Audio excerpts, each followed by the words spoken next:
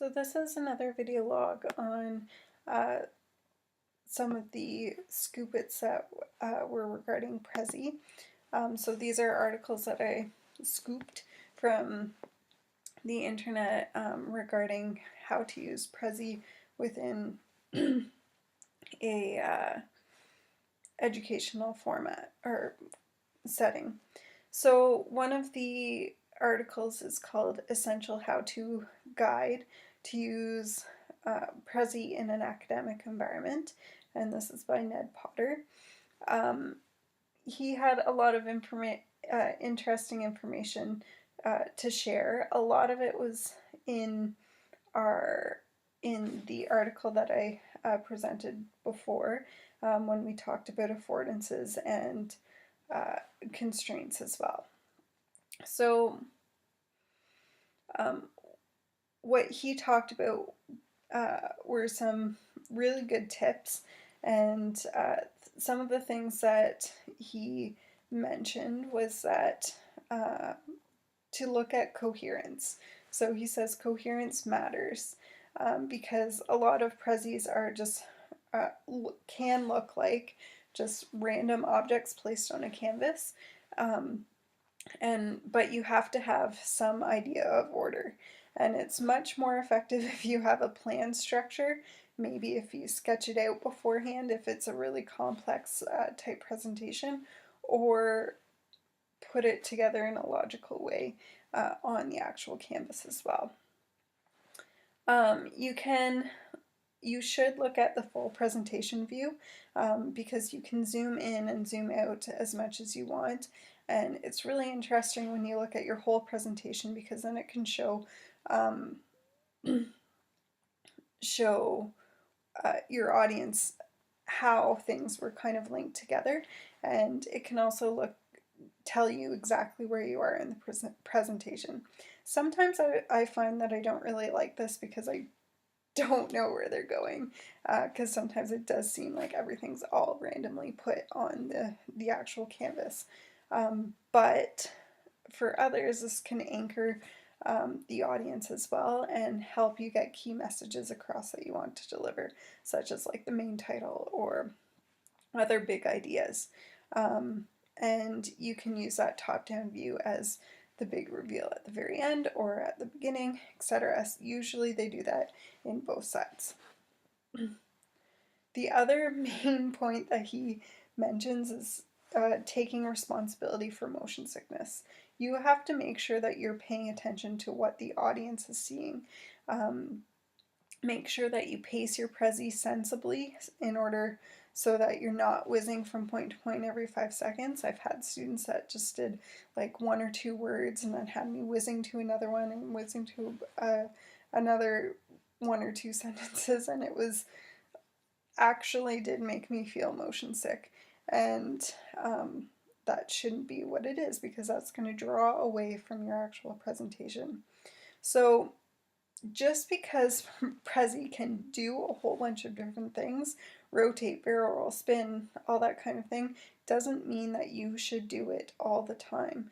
A lot of, and this is what Ned Potter says, he says, the best presentations I've seen on Prezi use only about 20% of Prezi's capabilities most of the time and have 1 or 2 very special moments going upside down or extreme zoom in order to illustrate a key point. Excuse me. He also recommends to choose your visual theme early. Because it's not linear and every single slide can, and like PowerPoint where every single slide can be different, you need to make sure that you choose your theme, your font, your colors, and everything like that and stick to it. Keep it coherent, keep it looking together and organized.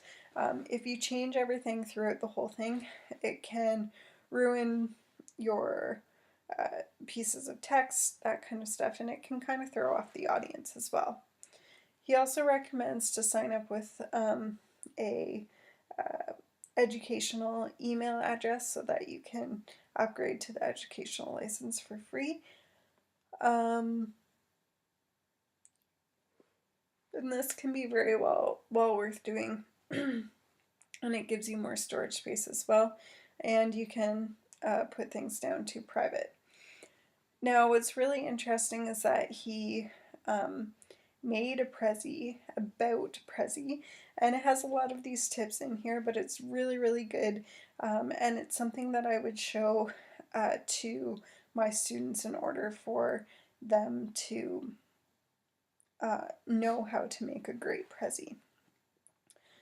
Another Scoop It article that I found was regarding the United States Connected initiative, and it says that Prezi is joining forces with Apple and Adobe to support their education initiative called Connected, and they're contributing millions of dollars in presentation software so that schools across the nation would be able to use different presentation programs, etc. I'm assuming mostly just Prezi, in order to support education. So that's a big thing, and shows you how well Prezi has actually done in the last while. There's a couple of other interesting articles as well, as how to be more creative wherever you are, and new creative services. I'm going to talk about the new creative services. So they're looking for 21st century skills for basically. It says we want people to know how to engage an audience, know how to create something that's natively digital and that's high value, but in a digital way, which is to say embracing values of a digital engagement, understanding quality storytelling and what audiences will consume and share. And I think this is so interesting because they're specifically looking for individuals that are creative and that have digital backgrounds rather than people who are just in the marketing business and have lots of experience. Later in the article, they say it doesn't really matter if you have experience. We can teach you the things that you need to know for this company, for those that particular business that you're designing for, etc. But we need to know that you have the background in order to follow through on what they're doing. So it's a changing world because of digital literacy, and it shows the need for digital skills for our students for the future as well. And the last article is how to be more creative wherever you work. And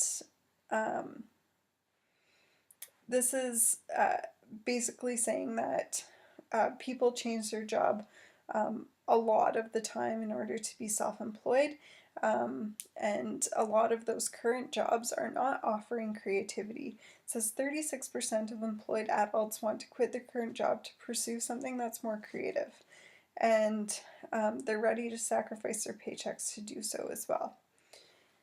So if you're not willing in order to actually do that, there's a couple of things that you can do. It says make a small change in your life to become more creative. Keep a journal, sing in the shower, drink coffee, all that all those kinds of things can help you get out of a creative rut and can actually help yourself to stay open and allow yourself to fail. What you probably saw at the top of my website that I created for my digital portfolio, it says creativity is courage, and because you need to put yourself out there in order to be creative. And another thing is embrace your weirdness. Some of the most successful people are also the most eccentric. And if you take cues from those very creative people, it will probably inspire innovation. Make sure you doodle. If you doodle, it's more than just child's play. It helps unlock creativity. It actually can help you think better, enhance recall.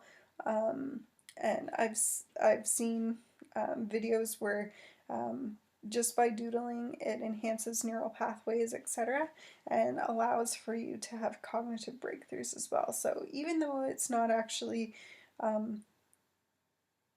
having anything to do with what you might be thinking about, it could actually help you increase your productivity and effectiveness at your job as well. Analyze your ideas and goof off. So it's not just enough to be creative, you need to make sure that you're analyzing and giving data to your innovative ideas as well, so that you can put them to the test to make sure that they're worth your while. You also need to make sure that you're goofing off and being unproductive for a little bit and having free time in order to spark your creative thought and improve your productivity as well. And I think those are all great ideas for making sure that we're staying creative within our lives, not even just for me as a general worker, but we have to remember these things for our students as well.